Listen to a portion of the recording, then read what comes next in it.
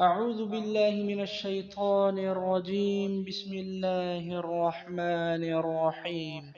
والتين والزيتون وطور سينين وهذا البلد الأمين.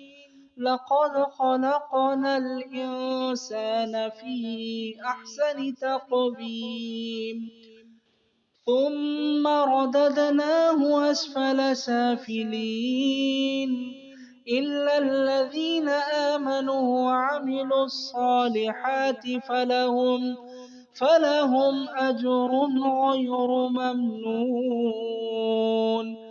فما يكذبك بعد بالدين؟ أليس الله بأحكم الحاكمين؟ صدق الله العظيم.